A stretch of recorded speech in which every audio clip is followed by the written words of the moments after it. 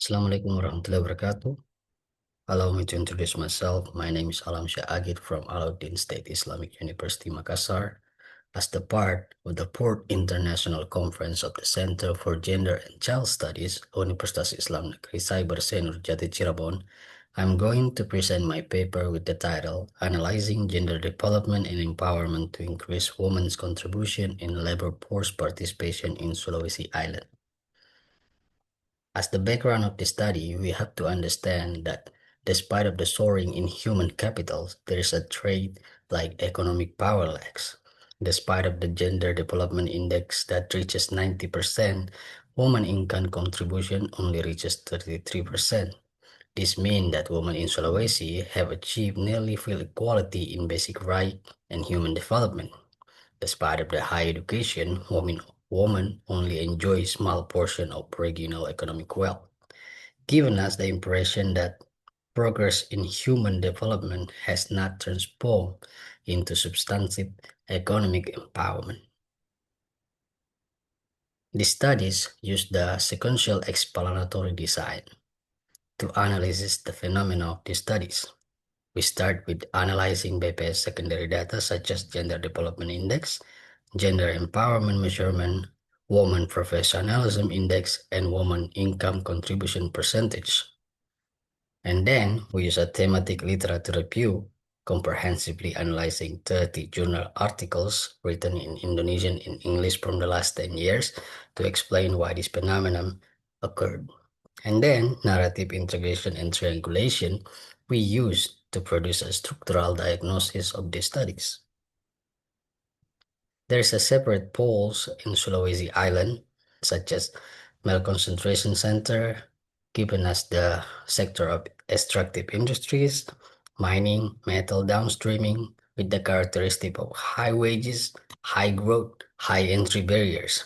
North Sulawesi recorded the highest GDI nationally in 2024, giving us the impression that this location is more open social structure, encourages participation from both male and female.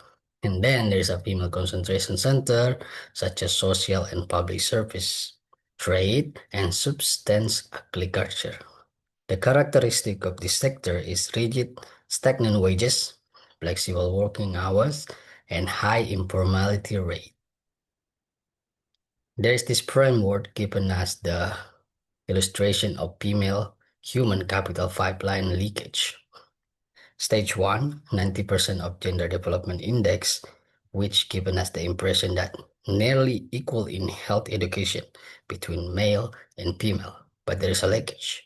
The leakage is loss of political and strategic roles, given us the stage 2 of only 75% gender empowerment measure. The leakage in the stages given us the impression that women lost managerial authority. They dominate technical roles, but not leadership.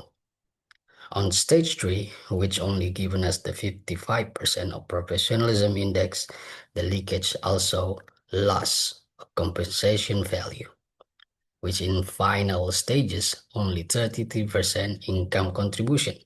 The final, the final result of this is real wealth generated versus human capital investment. This pipeline does not leak due to a lack of skill, but because of systemic barrier during the transition from capacity to economic opportunity. And then the illusion of professionalism, which participation does not equal power. First, we have to understand the managerial and strategic authority. These were dominated by male, control hires compensation and decision making. And then there is a technical and operational professionals. These were dominated by female, 55%. Women quantitatively dominate the education, health, and public service sectors. Reaching the 55% share in professional work is a milestone of formal education success, but this figure is confined to the operational layer, not at the peak of decision making. Therefore, the sectoral gap, why 55% professionalism only yield 33% of woman income. Female-concentrated sectors, key industries such as education, health, and administration, given as the wages structure that is rigid, often stagnant, even lower aggregate value. Authority level only reaches operational and technical, while the macroeconomic impact only supports social infrastructure capacity. Male-concentrated sector like extractive mining, high-value downstreaming, given the wage structure of high compensation, economically prioritized. And then the authority level is strategic and managerial. Therefore, it given the macroeconomic impact of drives regional GDP growth, which given us the main key that this sector is opportunity. Women are siloed into sectors that build regional human capital, while men are concentrated in the sector that absorb regional financial capital. Therefore, this illustration given us the impression of block from the side, hampered from above. You can see that the vertical segregation even within female-dominated sector, top leadership roles remain by male. And then, horizontal segregation, women are herded into specifically low wages sector with rigid entry barriers to the other sectors. This is called the glass ceiling. Therefore, women also face the gravity of double burden, which domestic and unpaid care demand. In the context, lack of financial support for childcare facilities and strict patriarchal norms. There is also poor labor market mobility. In the context, explain that reduced mobility forced women into the gig economy, macroeconomic sectors, and unpaid family work. Without care infrastructure, women are forced to trade wage stability for time flexibility, which artificially suppresses their income contribution to only 33%. The capacity and opportunity trap. We have to understand that patriarchal norm and stereotype assigning women primarily to the domestic sphere, uncare, unpaid care burden, limiting time and mobility for formal work. Stagnant economic power, generating only 33% income contribution, reducing women bargaining power, and reinforcing patriarchal norm in Note 1.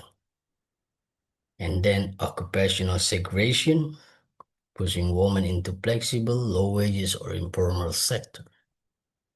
Capacity alone cannot break this cycle without structural intervention. Therefore, we have to find a way to breaking the cycle. A roadmap for structural reform started with current status formal equality, focus on the access to education, health, right, and basic GDI. Pillar 1, fiscal for care, infrastructure, and services. Pillar 2 stands for gender-responsive labor market policies, removing sector restriction. Pillar 3, active expansion of women into leadership and productive extractive sector. Therefore, the future, if we are able to do this, is substantive empowerment, high GDI, equal income distribution, and strategic authority. That's the final thoughts of this thing, of this phenomenon. We have to understand that aligning development with economic reality faces many kind of a problem. Despite of the problem we just seen, this woman empowerment and active contribution successfully achieved in Sulawesi Island show the GDI of 90%.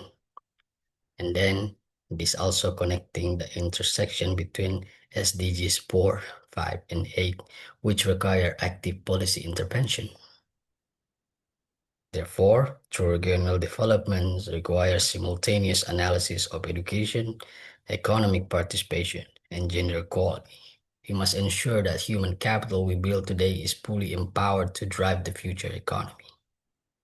Therefore, the woman's role in our society is very important. Okay, thank you. That is my presentation. I express a big thank you for the Universitas Islam Negeri Cyber Center Jati Cirebon for this opportunity to present my paper. Assalamualaikum warahmatullahi wabarakatuh.